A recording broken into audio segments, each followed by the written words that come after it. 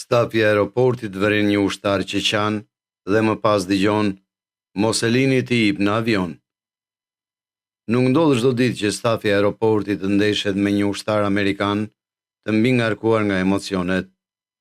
Ushtarët njihen për gjakftosësinë e tyre, por ky ishte ndryshe. I ulur ndysheme, me telefonin në dorë, lodhët i rrithnin në fytyrë, diçka nuk shkonte mirë. Personeli hezitoi të afrohej, i pasigur se çfarë të thoshte apo të bënte.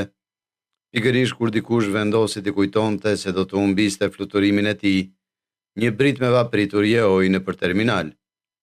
Mos e lini të jip në avion. Fjalët i ngrinë të gjithë në vend. Konfuzioni përshkoi turmën. Çfarë mund të justifikojë ndalimin e një ushtari që të jipte në fluturimin e tij? Edhe ai duke i befasuar, me sytë e ditë kuq që i shkonin drejt zhurmës. Stafi i aeroportit u përpoq të vepronte, por ata nuk e dinin se çfarë po hynin. Por pse ushtari ishte në kaq shumë vështirësi? Çfarë po shikonte në telefonin e tij dhe pse nuk duhet të lejohej të jipte në avion? Përpara se të fillojmë historinë, shtypni butonin pëlqim, siguroni që ta abonojeni dhe shtypni zilën e njoftimeve në mënyrë që të mos humbisni asnjë histori të re.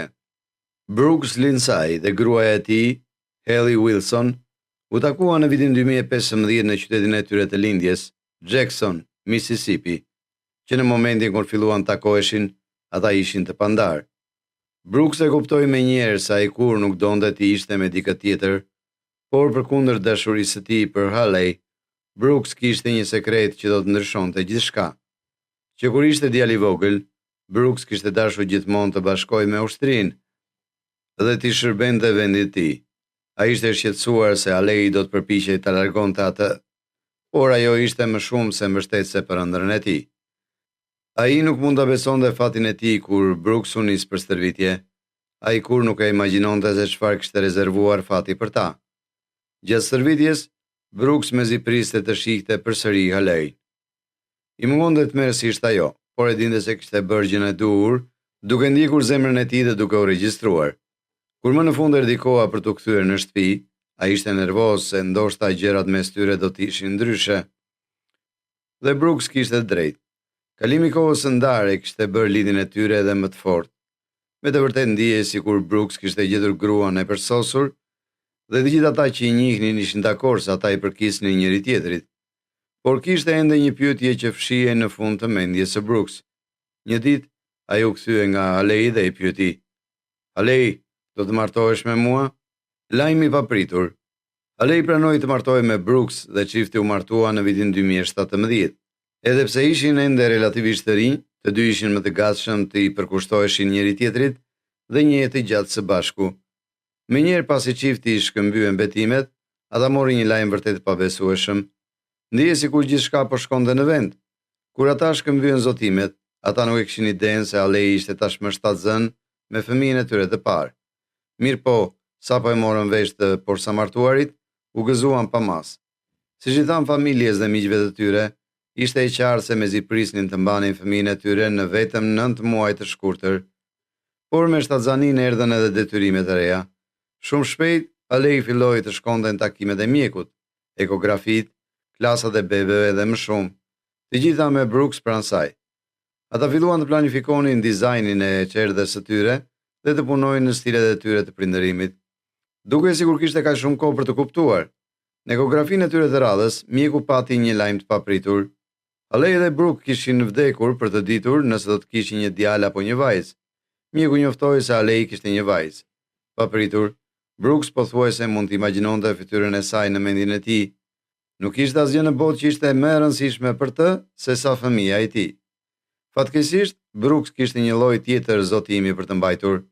Ndërsa Brooks nuk donte asgjë më shumë se të qëndronte në shtëpi dhe të mbështeste gruan e tij gjatë shtatzanisë, detyra e thiri. Një ditë, ai zbuloi se ushtria donte që ai të shkonte në Fort Bliss për stërvitje dhe më pas të vendosej në Kuvajt. Ai duhet ishte larg për gati një vit.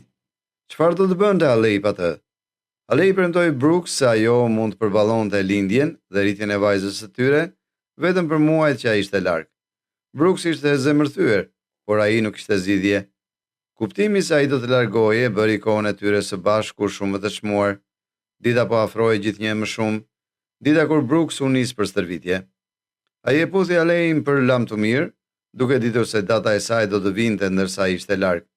Pavarësisht realitetit, ai mbajti një grim shprese se mund dëshmonte lindjen e vajzës së tyre, Millie, një emër që të dy adhuronin. Ndërsa shtazania e Aleit përparonte, gjërat dukeshin mirë, përveç presionit të lartë i gjakut, që ajo e përballoi me stresin e mungesës së Brooks. Vogëlushja Millie ishte e shëndetshme, dhe Alei ndjeje e sigurt edhe gjatë kontrolleve rutin. Por gjithçka ndryshoi gjatë një takimi të sejntes. Presioni i gjakut i Aleit ishte rritur në nivele të rrezikshme. I shqetësuar për foshnjën, mjeku urdhëroi gjakderdhje, duke dyshuar për komplikime. Ajo u dërgua në shtëpi për të pushuar, por ankthi i saj u rrit teksa priste rezultatet. Kur më në fund erdhi thirrja, frika e saj u konfirmua. Ajo kishte preklampsi, një gjendje që stresonte si trupin, ashtu edhe foshnjën. Prindërit e Brooks e çuan Alein me nxitim në spital, ku mjekët vendosën të nxisnin lindjen më herët se sa ishte planifikuar. Alei ishte i tmerruar, por e vendosur të bënte atë që ishte më e mira për Millin. Përpara se të fillonte lindja, ajo e thiri furishëm Brooks për ta përditësuar atë. Ndonse i dërmuar, ai premtoi se do të përpiqej për leje urgjente përmes kryqit të kuq. Një arritje pothuajse pamundur për shumicën e ushtarëve. Alei u përgatit për zhgënjim, duke besuar se Brooks nuk do t'ia dilte, por ndërsa gjendja e saj u përkeqësua, kryqi kuq miratoi lejen e Brooks, duke dhënë atij një mundësi për të shkuar në shtëpi. Papritur, shpresa u kthye, por ora po ecte. Sapo Alei i informoi Brooksin për situatën, ai e këshilloi atë të telefononte kryqin e kuq dhe madje e lejoi ata të flisnin drejt për drejt me mjekun e saj. Kryqi kuq veproi shpejt, duke dhënë Brooksit leje urgjente për të fluturuar në shtëpi nga Texasi. Edhe pse i emocionuar kur pa gruan dhe fëmijën e tij, Brooks ishte paq i shqetësuar për gjendjen e brisht të Aleit. Brooks rezervoi fluturimin më të errshëm të gatshëm, edhe pse ai përfshinte një ndalesë në Dallas dhe nuk do të nisej deri në mëngjesin tjetër.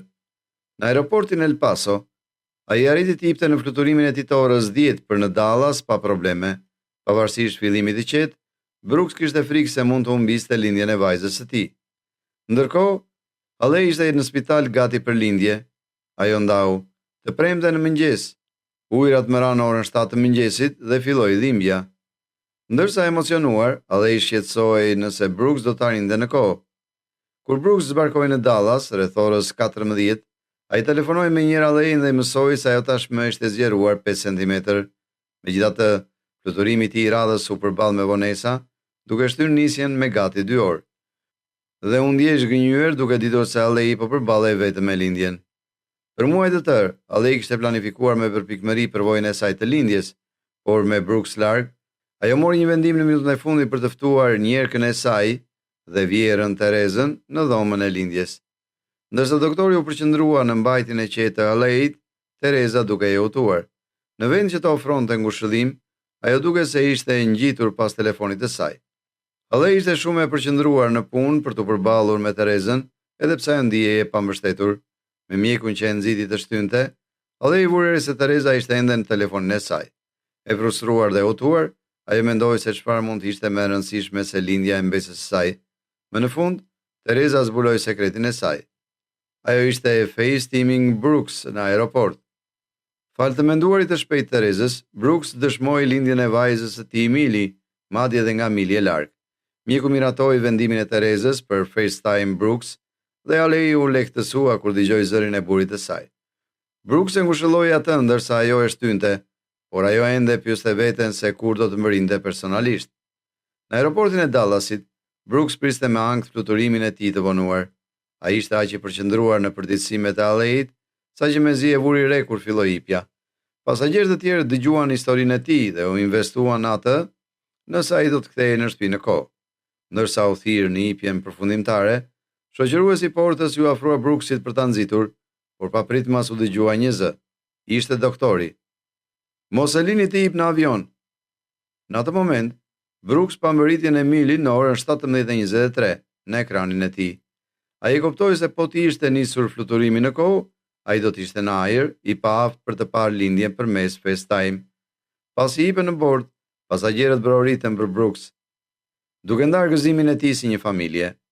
Festimi i dha Brooksit një moment ngushëllimi, megjithëse ai mbeti i etur për të ribashkuar me Hallen dhe Emilin personalisht. Kur Brooks më në fund mbriti në spital, ai u lehtësua kur mësoi se Halley dhe Emili po shkonin mirë. Emili, që peshonte pak më shumë se 7 kg, ishte e shëndetshme dhe presioni i gjakut i Halleyt ishte kthyer në normalitet. Halley kërkoi një moment privat, duke lejuar Brooks të takojë dhe të mbante vajzën e tij për herë të parë. Çifti ndani një moment të përzemërt, duke mrekulluar me familjen e tyre të re. Gëzimi i Brooks ishte i idhur, pasi ai kishte vetëm 4 ditë pushim. Ai kaloi çdo moment me Haleyn dhe Emilin, duke mësuar të ndëroj pelenat, duke bërë foto të panumërta dhe duke shijuar kohën e tyre të shkurtër së bashku. Megjithatë, çifti u zgjua në mëngjes nga një surprizë e papritur. Historia e tyre ishte bërë virale. Një nga pasagjerët kishte regjistruar fshehurazi udhëtimin e Brooks dhe i kishte shpërndar atë në internet. Videoja bëri eon në mbar botën, duke quar në shumë mbështetje. Mesazhe, dhurata dhe urime u derdhën, duke ngritur lart Haleyn teksa ajo përshtatej me amësinë. Pavarësisht se dëshironte që Brooks të kishte qenë personalisht atje, mirësia nga të huajt e bëri atë të ndjehej dashur dhe e mbështetur. Kur mbaroi leja e Brooks, ai i dha lam të mirën Halley dhe Emilit, duke u kthyer në Fort Bliss me zemër të rënduar.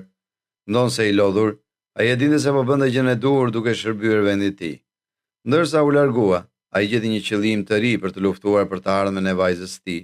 Në fund, udhëtimi i Brooks dhe Halleyt ishte i mbushur me emocione dhe sfida, por dëshmoi fuqinë e dashurisë dhe durimit në tejkalimin e pengesave.